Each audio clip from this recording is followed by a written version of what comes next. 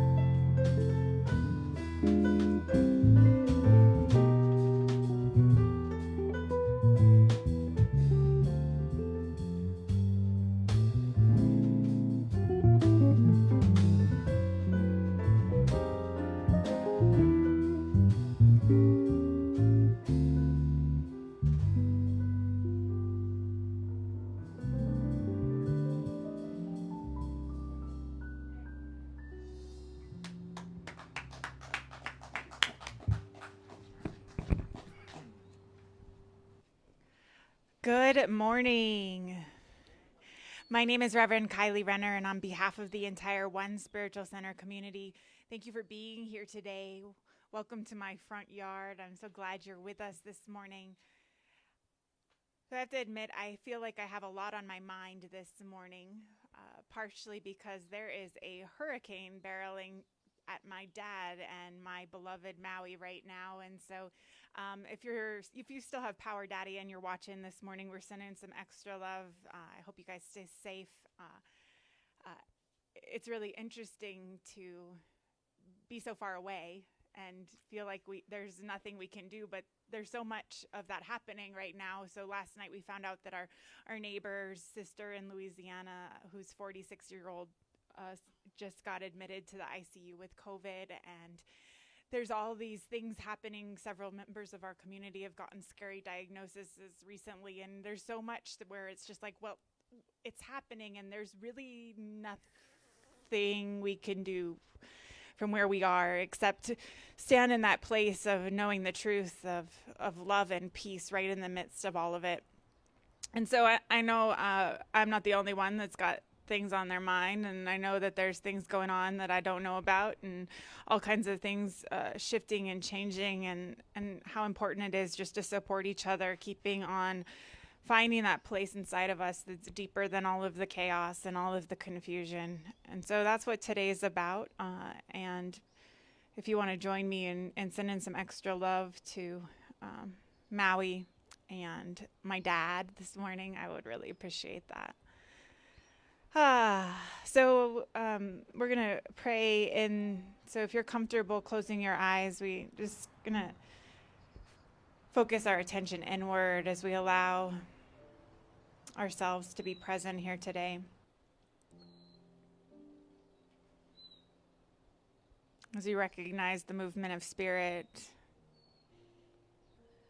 that we call life, that ever-changing, ever-moving, evolving, transforming presence, calling us deeper into awareness and into service and into our capacity to love and find peace and joy in the midst of all of it. And so we lift each other up today. We lift this whole thing called life up. We lift all of the questions and the confusion.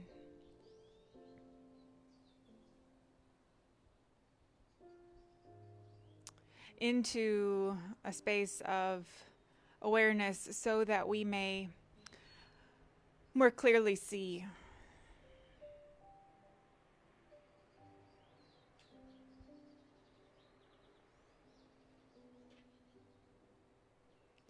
So that we may be more powerful agents of change.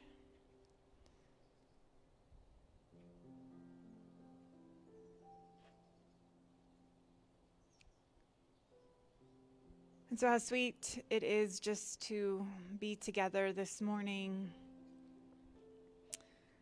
whether in physical space or those who are watching online. I just recognize the power of remembering together. And I just allow that remembering not just to lift us up, but to lift all those who are hurting today. And we just let that love grow. And we let it be. And so it is.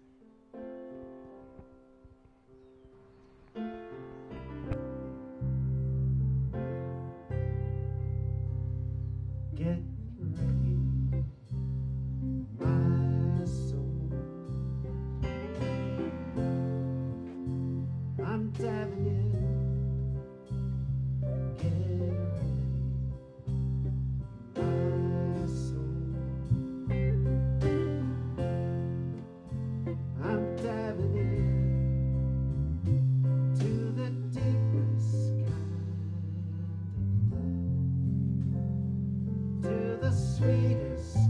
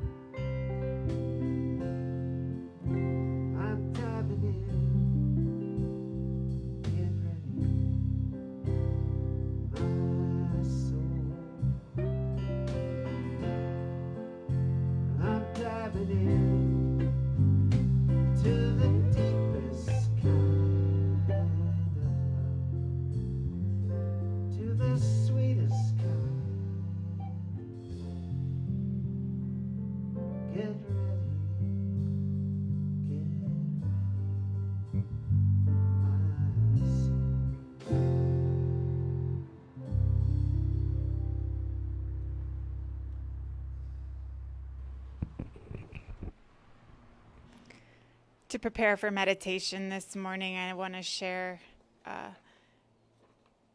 one of my favorite Mark Nepo poems that I keep coming back to over and over. It's entitled Behind the Thunder.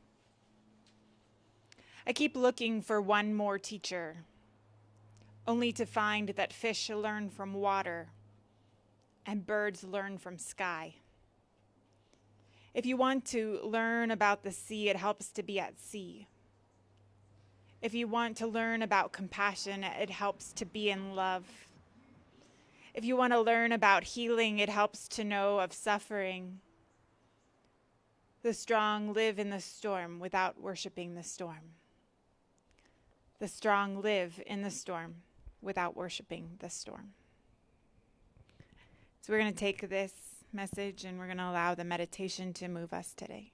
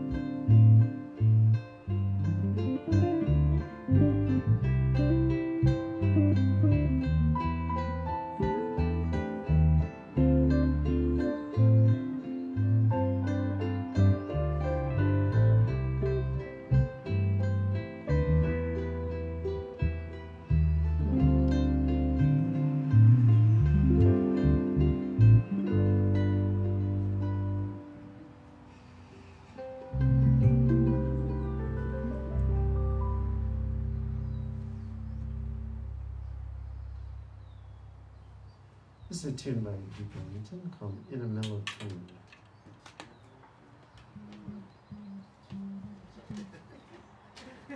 She's almost ready.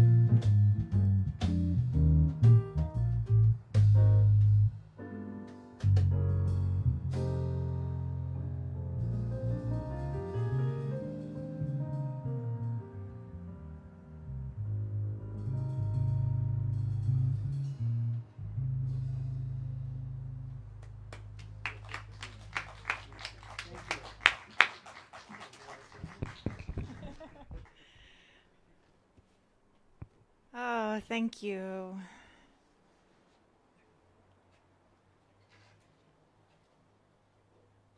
So I hope I'm not alone in feeling a little bit like I have outrage fatigue. Like there's just one thing after another where I'm like, that's outrageous. That can't be happening. This isn't real. And then the next day, oh, wait, there's more. And it feels like every day it's a little bit more of, oh, wait, there's more. And it's really exhausting. So I hope I'm not the only one experiencing this. I think it would be really hard to be a sensitive, aware, awake person right now and not be feeling that. And so I'm interested, though, in what's going on beneath the surface. Because on the surface level of things, we recognize that we are seeing only part of what's really going on. That's the spiritual truth of all of the things that happen in the world, right? Like that we only are often aware of part of it, the outward part of it, and we don't know what's going on beneath the surface. And so it's really important for us to start to look beneath the surface of things to why we're reacting, how we're reacting, what is stirred up in us, where's that coming from, where is our truth in all of it, and to be really coming from that place of the inner power instead of getting yanked around by that which is causing us to keep on getting distracted in the outer world. And I've been thinking about this and talking about it. And so I want to be very, very clear that me talking about what's going on beneath the surface of things is not saying I am a conspiracy theorist. I am not giving you permission to believe the bullshit, right? Like that's being spewed, because behind a lot of the conspiracy theories, there are things behind them, but they're usually bad science and agendas. Okay, so I am not saying that when we're looking beneath the surface of things, we need to be creating conspiracy theories. What I'm talking about is about getting deeply in touch with what's going on inside of us, like what's going on beneath the surface, and where we are being moved and what's moving in us and where that comes from. Because if we understand what's happening right now as a spiritual thing, not just a social, economic, health crisis, if we actually understand it that there is something spiritual happening right now, we have to be paying attention in a deeper way.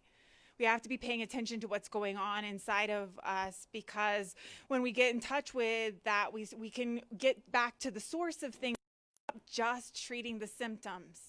So I love this Desmond Tutu quote, and I go back to it all the time in my own personal work because it is so valuable. And what he said is there comes a point when we need to stop pulling people out of the river, and we need to go upstream and figure out why they're falling in.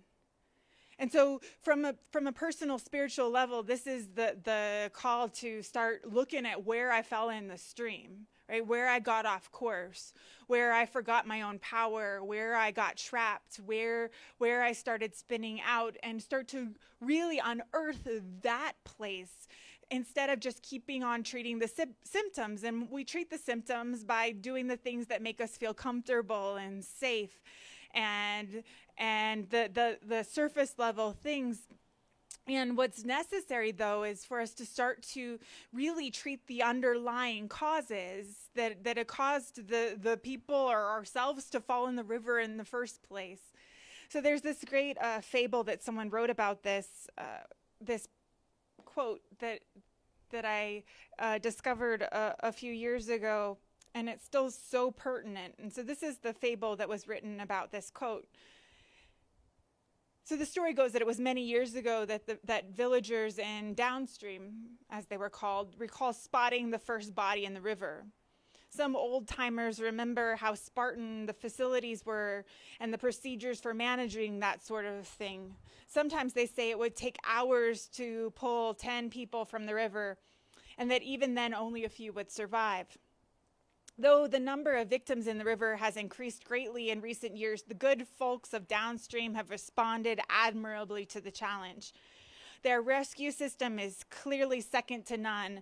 People discovered in the swirling waters are reached within 20 minutes, many in less than 10. Only a small number drown. Each day before help arrives, a big improvement. It is a big improvement from the way it used to be.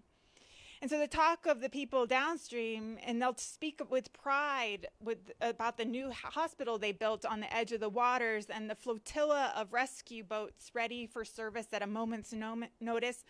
They'll tell you proudly of their comprehensive plans for coordinating all of the manpower involved in a large number of highly trained and dedicated swimmers already always ready to risk their lives to save victims from the raging currents. Sure, they say it costs a lot, but what else can decent people do except provide whatever is necessary when human lives are at stake?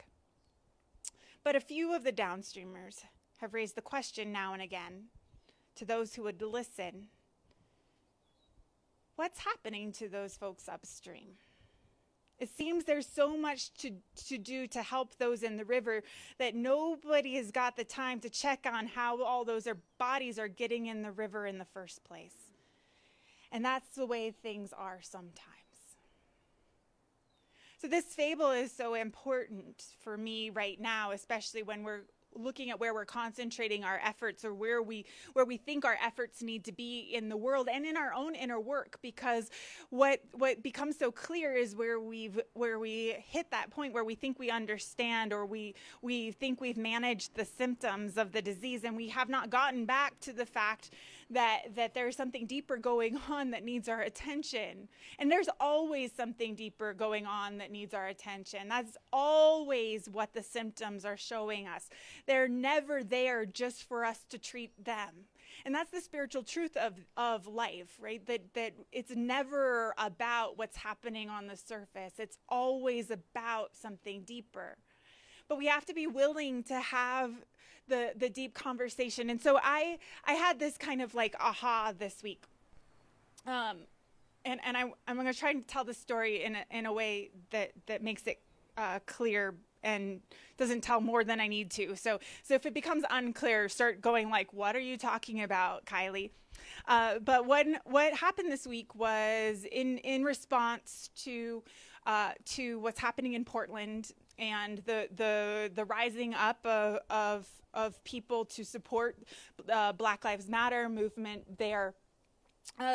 And the news that the administration was going to be sending some of the same forces here to Albuquerque, the wall of moms in Albuquerque started to form. So if you're not aware about what that is, it's a bunch of white women ready to stand and put our bodies in between the activists in order to protect, because the optics of that are different. And this is why racism is so prevalent in all of this, because the optics of, oh my God, what are you doing to this white woman, is different than, oh my God, we've been doing this to Black women this whole time, right? Like the optics are different, and it brings all of that to the surface. But I was involved really quickly in the group that was forming, because several people reached out to me to ask me how faith communities could get involved in mobilizing this, and know my personal passion for making sure that we're showing up as we can and are privileged to do things and to make a difference. And I was watching all of this unfold kind of from the periphery. So I have to also tell you that this group that formed really quickly became kind of unmanageable, and it was already kind of disappeared, or at least put on hiatus, because it got a little bit out of control very quickly. But one of the things that started to show up was people, very well-intentioned people, saying, yes, sign me up, Black Lives Matter, yes, yes, yes, I'll be there, I'll do whatever I can. And at the same time saying things like, well, you know what, and what we really need to do is ask the mayor very nicely if he will make sure that we will be protected when we do this. And then someone else said, yeah, well, you know what? If we bring these federal agents cookies, then they'll be nice to us, and they won't. I'm serious. This is what was happening. And people were getting called out on it, right? Like, because, of course, Black Lives Matter, people have not asked very nicely for the mayor to not have, these forces used against them and their peaceful constitutional right to protest. Like, no, of course not. So, but what became really clear is all of these people who very, very much were saying Black Lives Matter did not understand their own role, right? Their own way in which they were not understanding how their privilege was showing up, thinking, well, if these protesters just really ask nicely, then nothing bad would ever happen to them. And I was hearing other people stand up and say, well, they're only arresting terrorists, so of course we want them. And all of this that was so clearly based on some like surface level understanding that yes, of course, Black Lives Matter, but not understanding the very racism in them and their beliefs about what was happening that was then being perpetrated in this very, well-intentioned way by not being clear, right, about why the people were in the water in the first place. So the idea that there was this movement of spirit happening, though, that's bringing this to the surface brought me a lot of hope. And I have to tell you that it was very discouraging in the moment to be watching these conversations unfold, because I'm like, what are you talking about? Do you realize what you're saying? Do you realize what's behind that? But the conversations are happening. And people who thought they understood what it meant for Black Lives Matter are actually having to confront the way in which their own preconceived ideas and their own privilege shows up and how they would even approach that topic in the first place. And I'm encouraged by the willingness, even though it's not easy and it's not fun to have it pointed out, right? Where we have those blind spots, but the willingness to do the work to get upstream. Right? The willingness for even those who are supposedly on the same team to do the work to get upstream is what I'm seeing. And so I'm finding hope there, even in the midst of what it feels like of a lot of things falling apart, is there's also this sense of how do we then make sure that we're helping ourselves and each other get back away from the symptoms and get back to what's really happening, because we fight about the symptoms, right?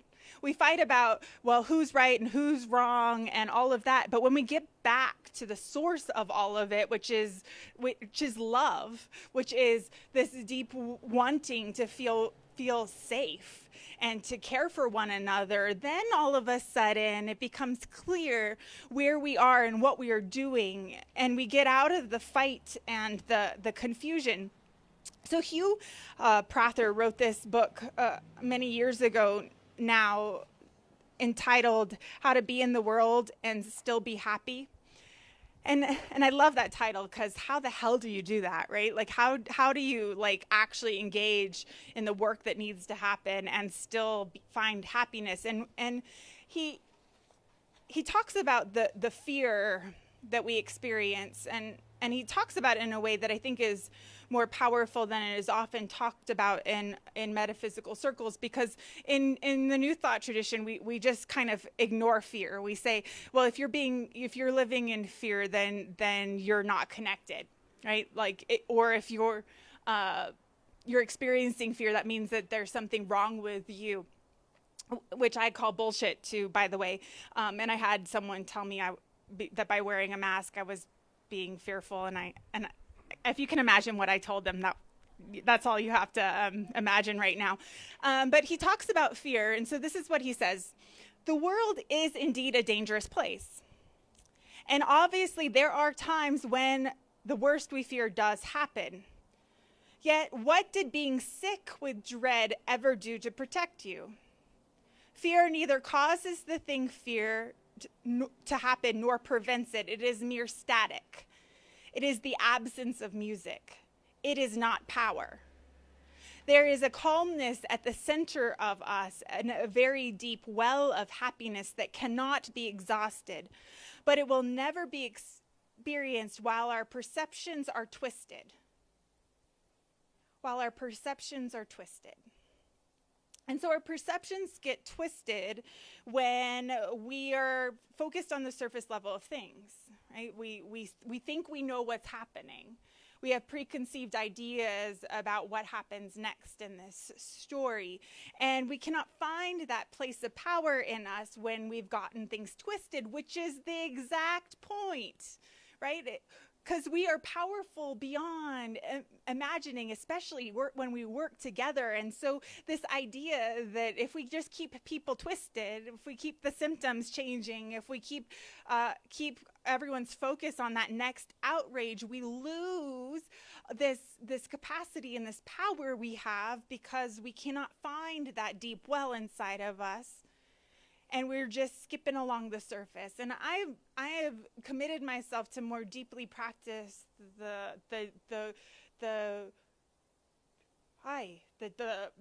movement that happens when I notice that I have gotten off track, when I am focusing on trying to pull myself or others out of the river downstream.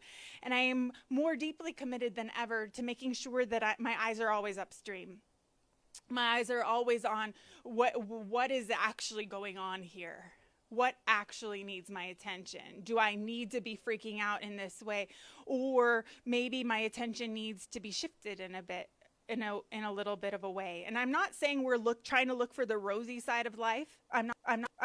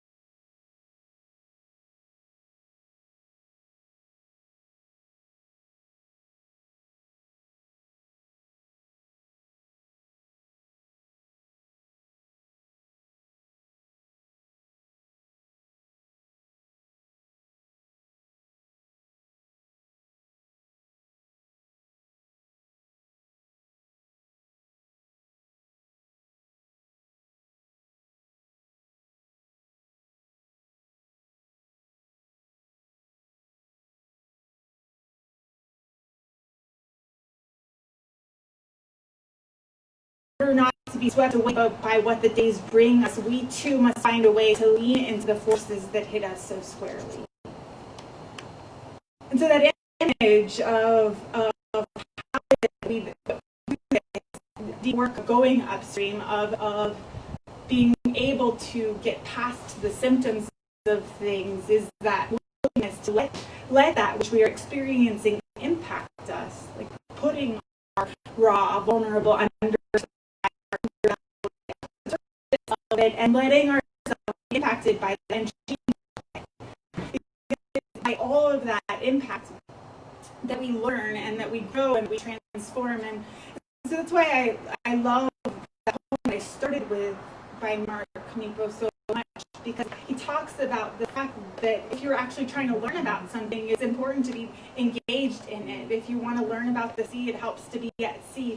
So if we want to learn about being fully human together, it really helps to be experiencing something together like we're experiencing right now, because it is the most powerful learning ground that we could have ever given ourselves, this capacity to make sure that we're paying attention and alive in it and not ourselves away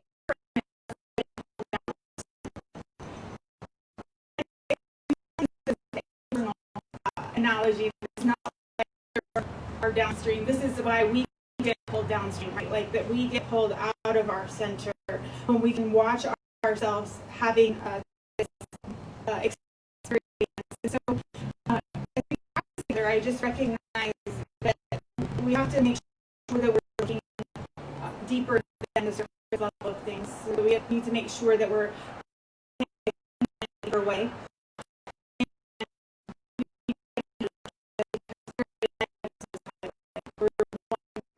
And we've been given this great opportunity, powerful opportunity to be alive right now, to be experienced. And so I believe we are having some sort of technical problem that is very distracting, and I love you. Is there something I can do? Got it. Yay! I think I hopefully make it look easy to have like really a lot of drama going on down here and still keep talking. But I was really glad I had a long piece that I could read, because I was like, okay, if I keep on reading that, I can just read and not have to have a new thought yet. So I'm going to ask the band to come up as we anchor into prayer, because, yeah, I don't know. Any other public speakers out there find that that's always really, really, really distracting to have obvious technical challenges happening and just to keep on going. So we're going to pray. Please sing with me into our prayer.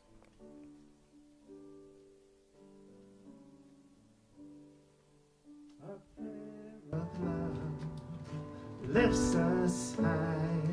It heals us, sustains us, and sets us free. A prayer of love lifts us high.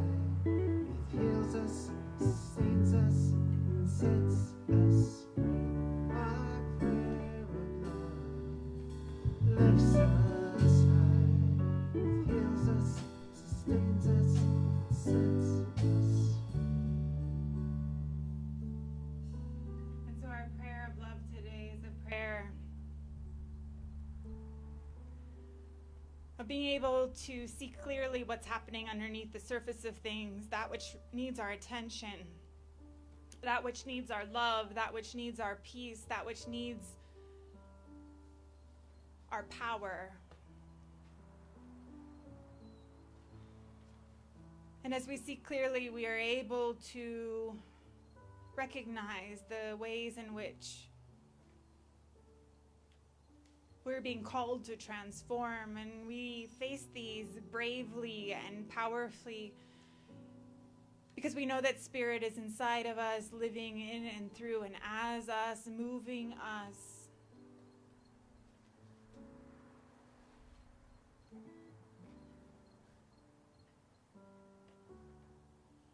And as we allow ourselves to more deeply access our wisdom,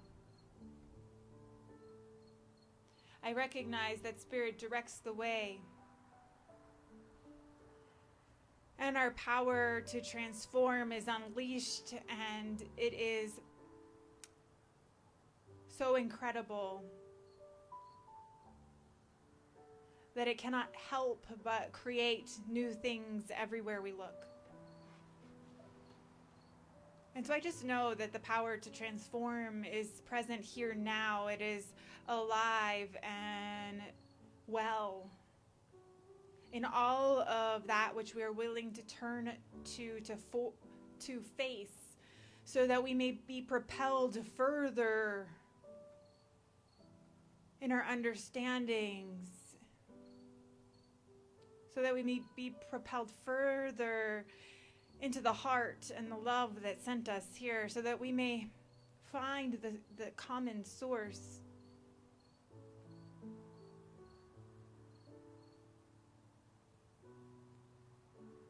And so I just know truly that we are here on this planet at this time together for a reason. We are the ones we've been waiting for. We are the ones ready and available to do the deeper work, to face the deeper places of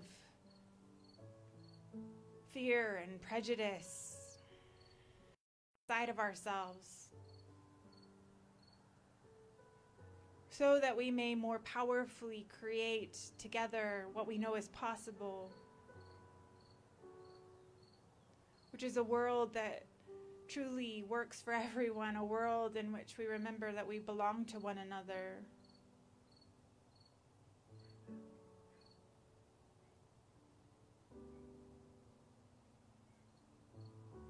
As we let this prayer carry us forward, as we gently bring ourselves back to center whenever we find ourselves being swept away downstream, and we get back to the source, and we go deeper into our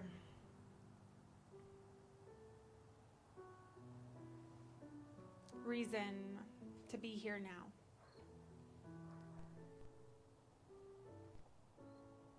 And I just let go. I let Spirit lead. And I let it be. And so it is.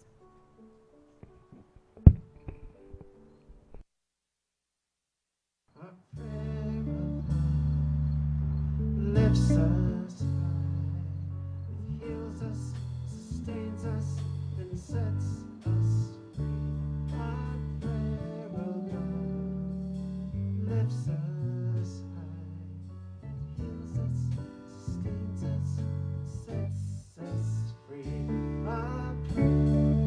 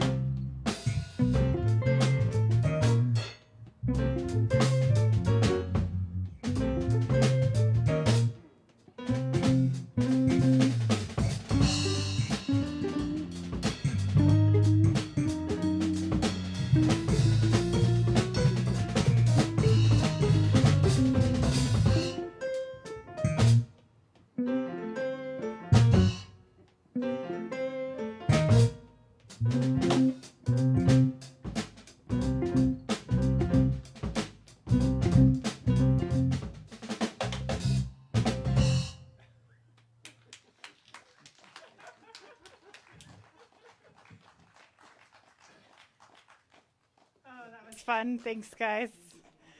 Uh, just like in rehearsal, which there wasn't one. So there you go.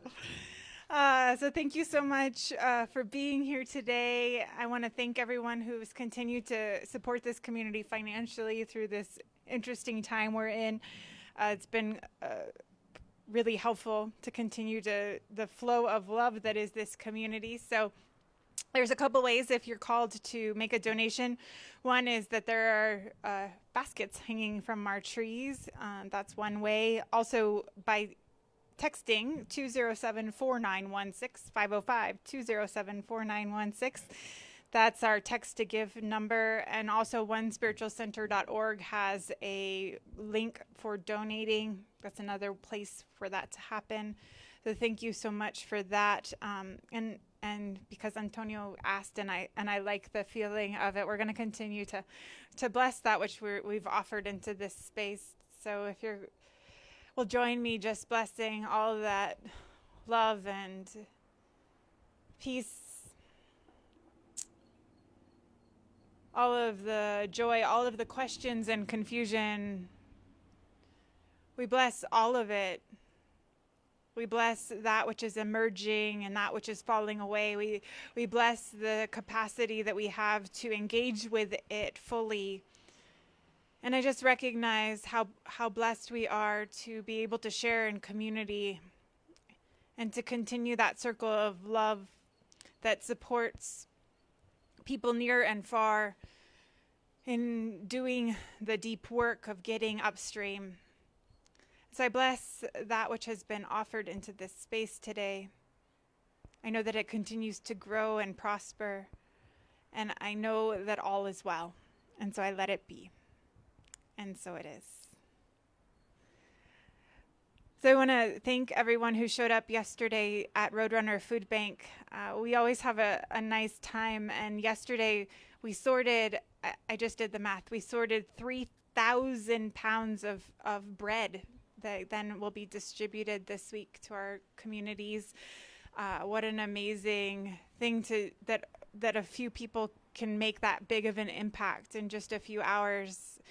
So thank you for those of you who showed up for that. And I want to tell you just a quick story because I think it's funny. So we are in the bread area because there's a new person working, and it's easier if someone's done that before to send a group that's already done this. And so we got shuffled over, and about an hour later, the gentleman that runs dry goods came in, and he said, "What? You're here and you're not with me?" And he started to tell Cleveland, by the way, says, "Hi, Dottie," and he misses you. But he said, "These are my people. Don't you know? When they are here, they are at dry goods." And so it's pretty fun to have the volunteer coordinators fighting over who gets to be with our group, because it means obviously we make an impact when we're there, and they can tell when we are present. So thank you for joining us in that, and next month I guess we'll be in dry goods. So bread was fun for a while, but we'll be back at dry goods because Cleveland will have it no other way. So let's see that. And then there's a couple of partnerships coming up, actually, and I want to just give you a heads up that we're working on a new way to make sure that we're continuing to provide meals as we have been doing for the last many years on a monthly basis, and possibly just some new partnerships that are coming. So thank you for those who are helping with that. And I also want to let you know that one of the things that emerged out of the chaos I was telling you about, of getting involved just from the periphery with the Wall of Moms here in Albuquerque, was the call to provide some school supplies and individually packaged snacks for the Black Lives Matters organizers to be distributing in their community. And so I'll have more details. I'm meeting with the woman coordinating that this week, and I will get more information. But if you're out and about and see some school supplies or things that you think might be helpful, right now, that would be great. And I actually had this idea yesterday, and probably should have talked it through with someone before I'm saying it out loud right here. But here we go. So I don't know if you're aware, but teaching online as an educator is a lot different than teaching in the classroom. It's just different. It requires different things. It's a different beast. And I'm wondering if there are teachers in our community that need things to be able to do that effectively, and if we could support them in that. So obviously, teachers want to get back to school, but they also want to be safe. We want our kids to be safe. But what if we could be supporting our teachers in doing the work, right? Like I don't know why this felt like some revolutionary thing, but I hadn't heard anyone ask, hey, you're a teacher. If you're teaching online, what could we do for you to make it easier for you to make that transition? So if you have some ideas, or educators that could use things, please connect them with me, because I'm interested in making sure that we're supporting our educators right now and doing their job. And I teach online, so I understand it's weird. It's a totally different thing than being in the classroom. So there you go. See? I have weird ideas on Saturdays that I need to talk about before Sunday morning, probably. So let's see. I believe that is what I have to say today. So let us sing. And you know what? It was supposed to be raining right now, according to the weather report. So hopefully the weather report about what's going to happen in Hawaii is also wrong, like it is right here, right now. So let us sing.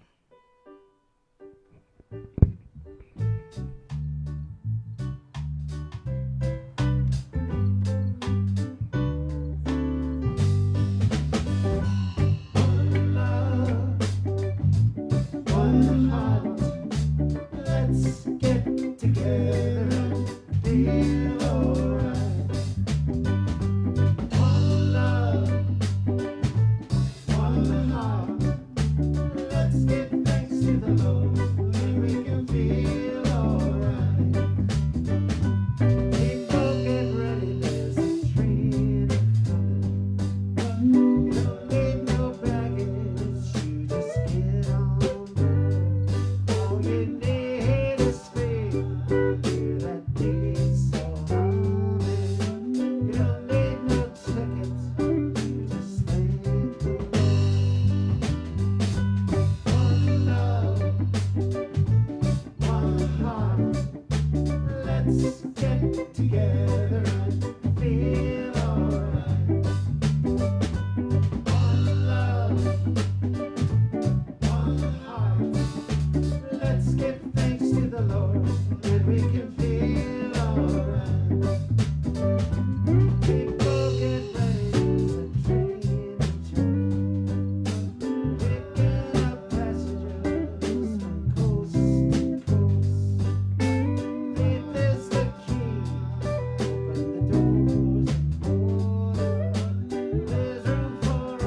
There's room for all that love the most.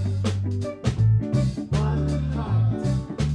Let's get together and feel alright. One love, one heart. Let's give thanks to the Lord, and we can feel alright. Let's get together and feel alright.